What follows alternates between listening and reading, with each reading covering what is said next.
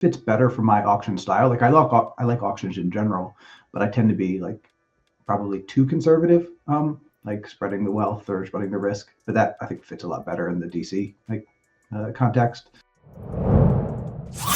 Welcome to the Rotowire Fantasy Baseball Podcast, brought to you by Fantrax. I'm your host, James Anderson, and we are joined today by the great Steve Weimer, one of the best players out there. I mean, if you play in a 15-team league with Steve Weimer, statistically, he has a better than 1 in 3 chance of winning the league and a better than 3 in 4 chance of cashing in the league, while you, the average drafter, have less than a 5% chance of winning the league. So Steve Weimer, one of the greats. Really appreciate you coming back on the show, Steve. How you doing, man?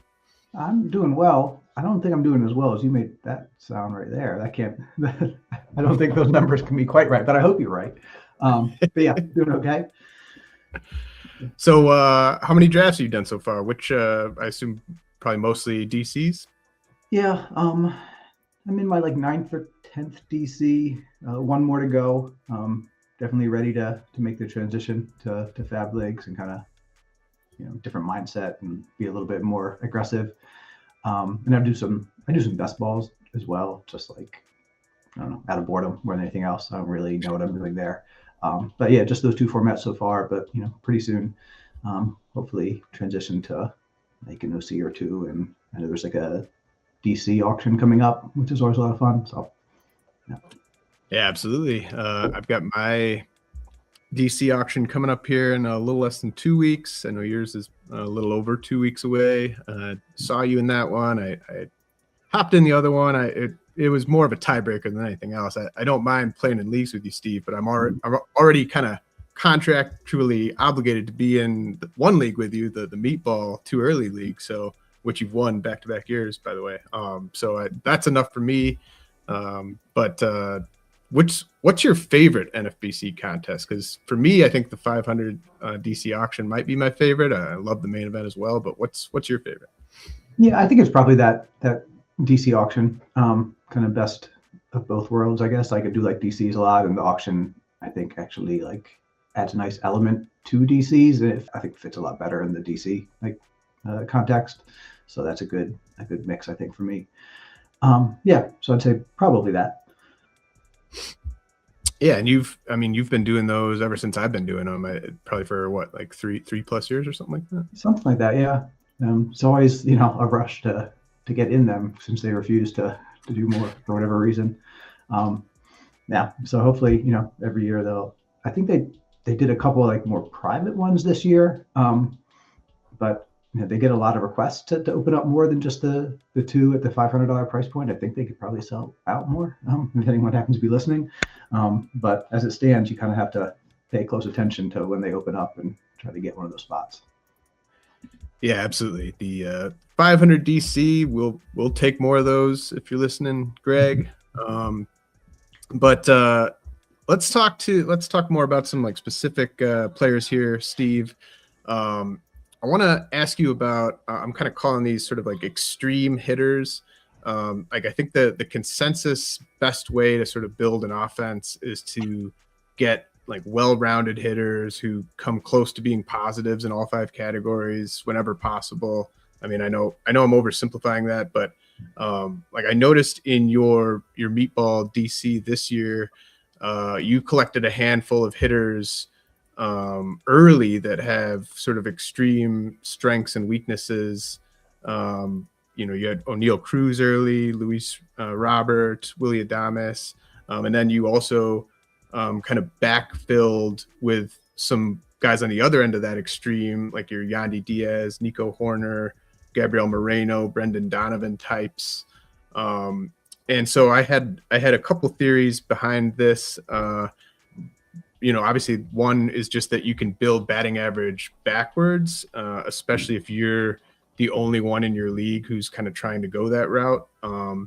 And then my sort of more out there kind of crazy theory, which would only really apply to someone like you if you were sort of confident enough in your ability to kind of backfill the roster, was that if you have a bunch of these guys that are just really elite in one category, like stolen bases with some power, like an O'Neill Cruz or Luis Robert, or you're just an extreme kind of batting average guy, like a Brendan Donovan or Yandy Diaz, you can kind of use those as buttons to sort of push or pull back on in certain categories in a DC throughout the season, so that you're kind of getting the exact amount of stats you need to climb to the level you're trying to get in a certain category.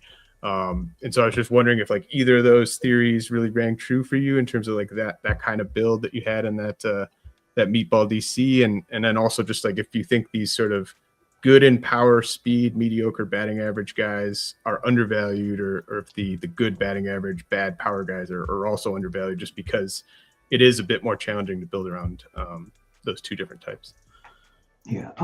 So like the meatball DC, I never know how to prepare for that. That's just kind of random, and I definitely went way too early on O'Neill Cruz, and probably a few other players. And then part of it is just like then try to like claw back some average, I guess, later. So like once you go for one type, then you have more reason to try to complement. But in general, I do think that I think I agree that like that idea you mentioned, like find well-rounded players, like it's definitely consensus. You hear it a lot. Like a lot of things, there's some wisdom in it, but like when it becomes too common practice, right? It creates opportunities to zag, like where other people are zigging. So like if enough people are making a point of that and passing over the lower average people or the individuals that are specialists in some way, then like they become values, right? So it creates opportunities to do that. Like I was looking back, these aren't like power speed guys, obviously, but last year Steamer had like the two lowest projected averages among full-time hitters were Cal Raleigh and Kyle Schwarber, right? And they were third and sixth on the player rater. So if in every league there's a few people that pass them over because they've heard over and over like they need to protect their batting average early, then it just leaves value for someone else to take advantage of it. And like just more generally, like there's 14 hitting spots, there's 27 weeks. There's a lot of time to make up for like a deficit in one category if you build it up early, especially I think if that category is batting average, because it's like the most variable. We can't predict it really well. So that's where like a lot of those specialists, I think this idea that you mentioned about like having the buttons to push later, comes in handy, because you don't really know with a whole lot of confidence, I don't think, like what your categorical strengths or weaknesses will be coming out of a draft. Like it's not going to be exactly what you expect oftentimes. So having like some options to address whatever needs actually arise, like so not just anticipated, but when it comes to be July and you do have like a need for average or steals, having someone that can address that I think is valuable, especially in like a DC where you have tons of roster spots. You can afford to have a few of those types. Yeah, absolutely. You mentioned just kind of the meatball DC, just not, you didn't put like that much thought into it or whatever. Like is O'Neill Cruz, is that someone you've gotten again, like since the price has like probably been quite a bit cheaper than you went for him in that one, or is that your only share? I've got at least one other, maybe a couple, but I still have passed a couple times, even where it seems like it is a value. I don't know. I think that there's definitely value there. I think that I think I took him 30th overall, which is going to look silly. And already looks silly in retrospect, but like the skills, some of the core skills are there. It's the platoon kind of that worries me more than anything. The batting average, like I think it's okay to take a gamble on some of those people where like the steals provide a nice floor, and you don't expect him to hit for as low as average as he did last year. So I can see doing it some more. I think I did get him in like the one other like auction that I did. And I think he might be a good kind of piece there where you have more kind of flexibility to build around it if you need to.